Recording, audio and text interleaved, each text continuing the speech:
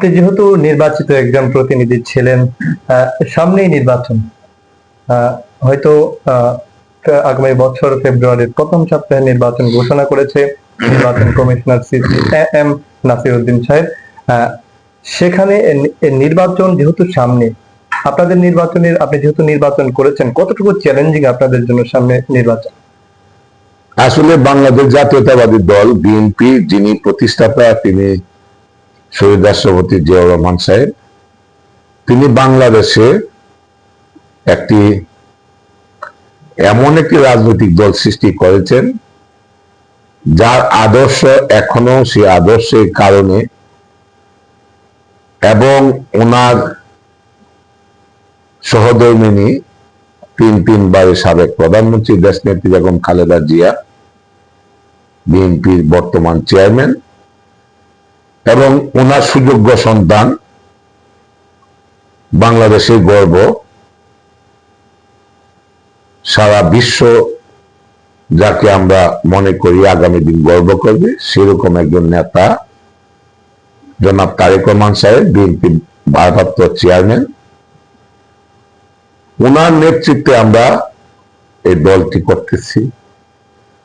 বিগত স্বৈরাচারের আমলে আমাদের উপরে অনেক অত্যাচার নিপীড়ন হয়েছে, কখনো কিন্তু আমাদের কোনো নেতা দল ছেড়ে যায় নাই। আমরা জানেন যে আমাকে পুলিশ টর্চারের কারণে আমার 2টা কিডনি নষ্ট হয়ে গিয়েছিল এবং আমার ব্যবসা বাণিজ্য ধ্বংস করে ফেলছিল। তারপরেও আমাদের সারা বাংলাদেশে, শুধু আমি নয়, সারা বাংলাদেশের আমাদের সকল বিএনপি ও সকল অঙ্গ সংগঠনের নেতা কর্মীদের উপর অনেক জুলুমবাদী হয়েছে। আমার নেতা তারেক রহমান সাহেবের এই কোমর ভেঙে ফেলেছিল। আমাদের নেত্রী, সকলের মা, গণতন্ত্রের মা, যিনি, ওনাকে বিনা অপরাধে জেল খাটতে হয়েছে। এর মতন স্বৈরাচার, জুলুমবাজ, এরকম ফ্যাসিস্ট সরকার, বিনা ভোটের সরকার বিশ্বে আমার মনে হয় দ্বিতীয়টা হয় নাই। তাই আগামী নির্বাচনে 12 তারিখ ভোটের তারিখ নির্ধারণ করা হয়েছে।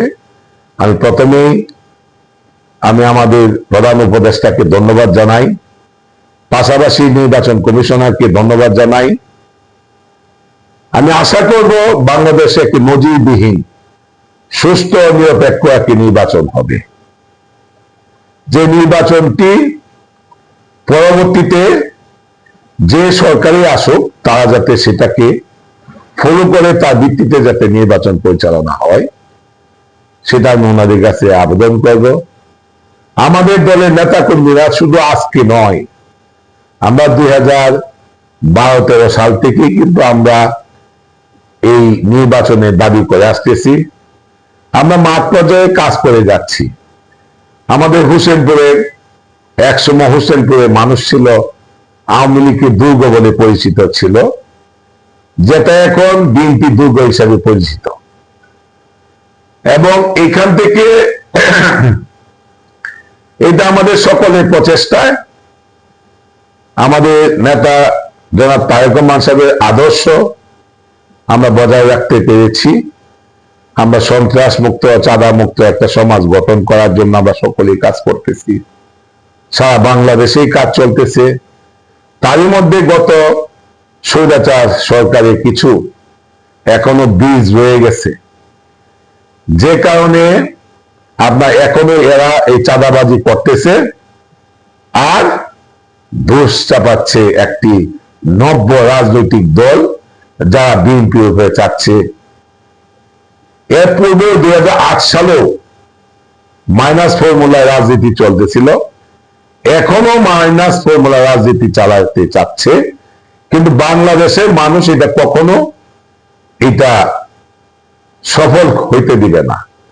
বাংলাদেশের মানুষ চায় একটি নির্বাচনীয় একটা সরকার, রাজনৈতিক দলের একটি সরকার, যারা রাজনীতির সাথে জড়িত এরকম একটা ব্যক্তি যদি একটা সমাজে একটা এমপি হয়, একটা জেলা উপজেলায় যদি রাজনীতি করে, তার দ্বারাই সে জানে যে কি কি তার সমস্যা হইতে পারে, রাস্তাঘাট, স্কুল কলেজ, এরপরে বাসস্থান, শিক্ষা খাতে, এরপরে আপনার বেকারত্ব দূর করার জন্য, এবং আমাদের মাতৃত্বকালীন ভাতা বলেন, এরপরে আমাদের যারা প্রতিবন্ধী আছে তাদেরকে, এবং বাল্য বিবাহ বলেন, বিশেষ করে আমাদের নেতা যে 31 দফা আপনার বাস্তবায়নের লক্ষ্যে কাজ করতেছে, সেইগুলোর মধ্যে কিন্তু আপনার প্রত্যেকটা ইয়ার পরে